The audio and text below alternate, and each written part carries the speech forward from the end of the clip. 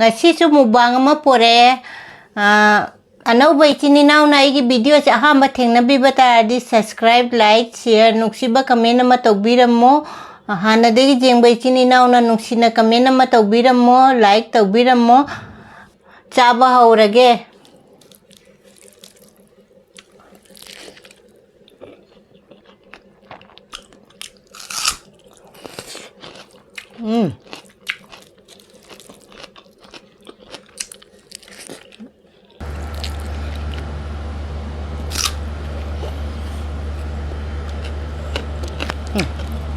Ngashigi yerum Thongba jam hauramine.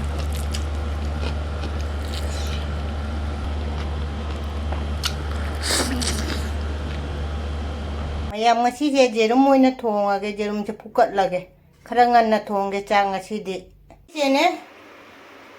alu ga khamena chinbaga Yongchak kane aina maku khoktoe Yongchak se irolage yerum ma thongage yerum se ngausi da thongsi da khangde iron ba sidi jam irolaraoge Ipuroi dia me pidu maina machi de khacha do ni eita ni cha do se yerum je na taw khatto haure yerum je aina kotho ko ja ni ko da put ko yerum je ta kai ni be kai na ngokot pa haure ke maro pan hapchel lage ina ne jangang makku dira makku phadigo makku hapchel le moro ke ngahale hap ke hekka haye bane ngaubuda so ina hapchel le yerum siga ngha ngomina ra yerum ne ani kakti kai na leire adu ko na hapag siga na ka ngoma ngauri baina ne ngha ngauramina ne ai ne kaino thok tok thalage alu se ai di alu se khatang ne chautak mai taw ba yerum Thongba jam haure ba thongage yerum Thongba si phajana chaugale ai sonda iron ge na kana kaino tawri Toning ne dugai mayang ton ga nakupi ai di Eromba da hapada hauri tilo macheram ga hapke ton ga che irol le ba ji maroi soi rakhi ge hapchal lage maroi su hapchal le che matha che Yongchak hapchal lage as mayam hau do re ngachi ge alu Eromba se alu khamen chin ba Yongchak hapaga Eromba se yerum Thongba china phajana saugalai ba mayam yerum Thongba se hawgada manbra machugadi jam phajei ko Thongba se mai muthale loire phadigo makam leirami thakchale adu nga cha loirakpada kari injang cha doino khanbada sium se chintam ni kok ka se sagat le ai chini loire yerum Thongba mayam hawgada manbra jengo mayam hawgada manbro aigi yerum Thongba se Yongchak ka alu ga khamena sinbaga Eromba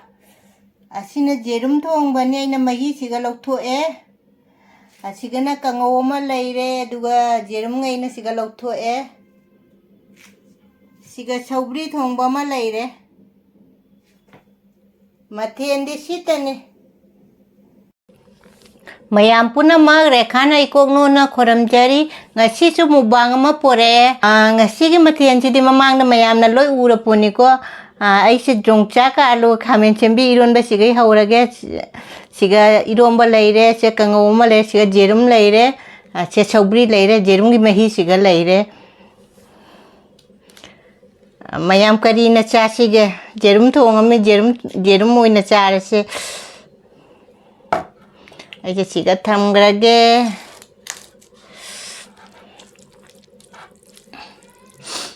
Eromba si chukra hapakke Yongchak ka loina na dugai yerum mamaga ahamba chakom che chinaw mayam ge chaba haurage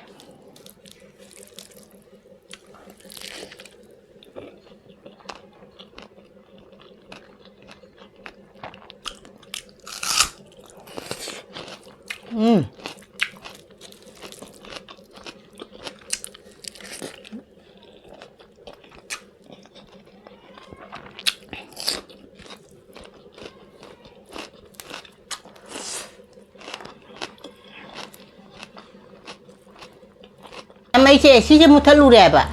kana saglak pe mang kan choglak pe ware ne ba aduna ye si je muthare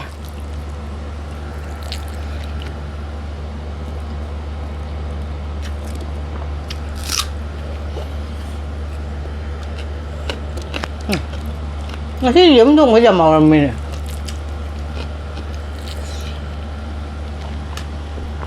Eromba chaga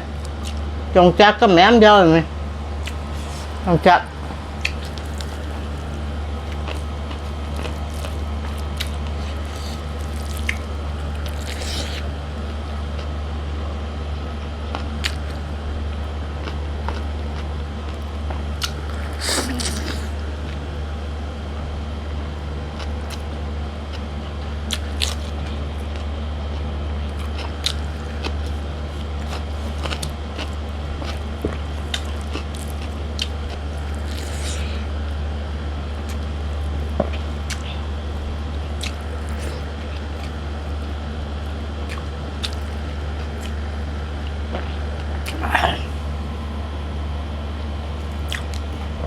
Saugri में ही तक के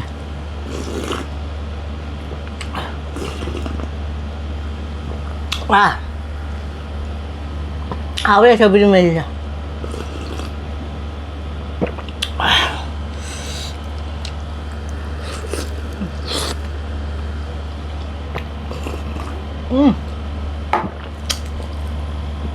कड़ी खुआओ ना Saugri से Eromba pairꯝꯃꯤꯅ Erombase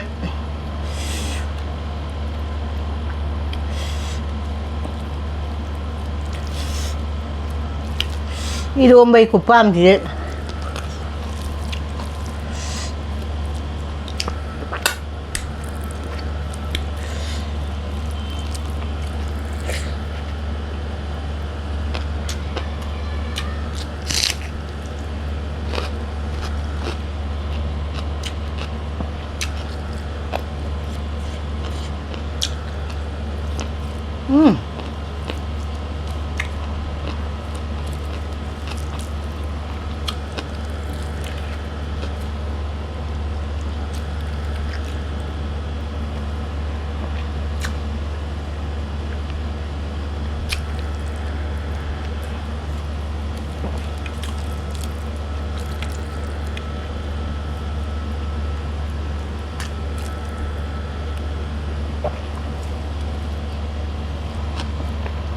Video này thì bị ai xem cái nó nè memory full rồi nè video nắm ra này video lối cắt thật là gần nè hà này video khó lắm đây làm bạn adu cắt thật là cái video sẽ nằm nè bạn ai đi mua băng cái tàu bây giờ rồi ra ai na pakat pa nè rồi cái coi tí thì là pham mà gặp pung anh pham mà gặp video cắt thật là cái đôi mua băng cái tàu rồi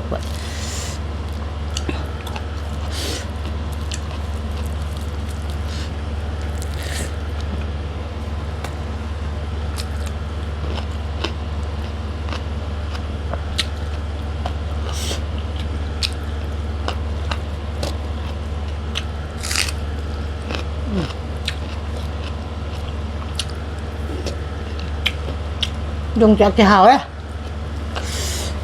Eromba sẽ Yongchak thì hào phải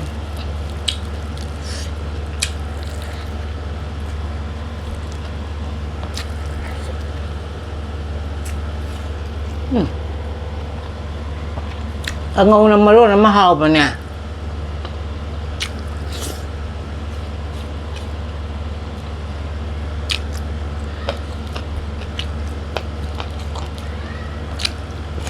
Yongchak na maro na mahal pa na Eromba sa toga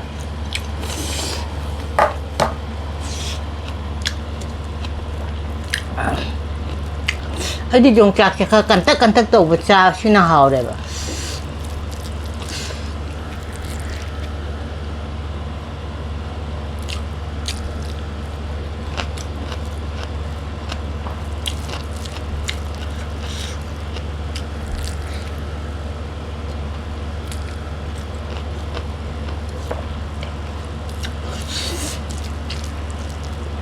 ngã rồi cái mình đã cari thùng đôi nó cari cha đôi nó khăn mà đôi nè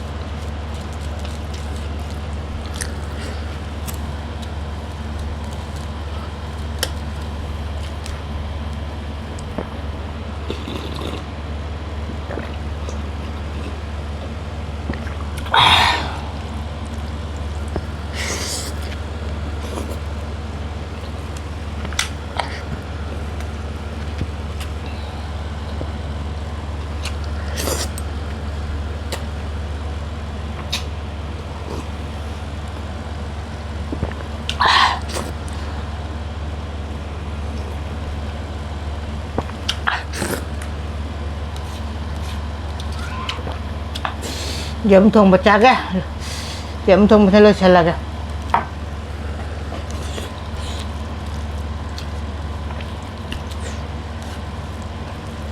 Kino morok kana sagalene. Leite.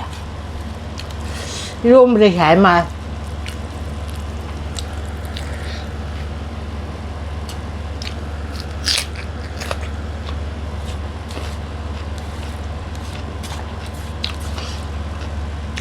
Thì lâu rồi cha bây giờ thả đây mình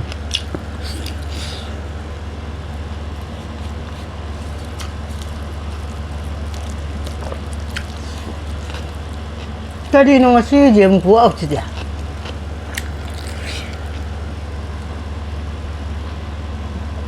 quy là cha đến tới mà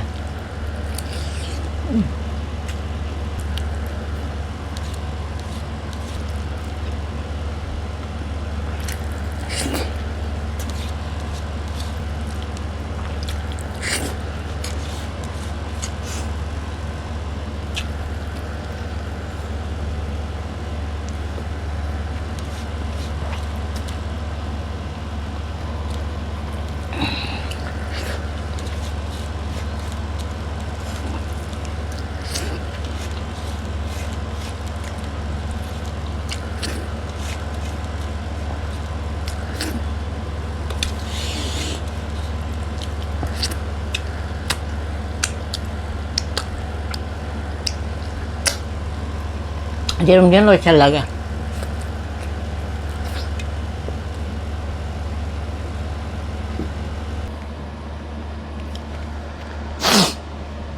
mayam chit na le Eromba do khamena chin ba alu ga Yongchak tong na Eromba do khuwa om ni ko adu hana ina chak tho e chit nan ngai do Saugri chak tho e Yerum Thongba mahi khara le haure chak chu buk che pokhai ngi cha re ba adu na hau chu hau ra me morok ko cha tak tong na Eromba chi jam hau de ngasi Yerum Thongba kai gino khang de ngasi Yerum Thongba jam hau ra mi ne adu ngasi gi di dum siga thammage mathang dum mubang da dum munara se bye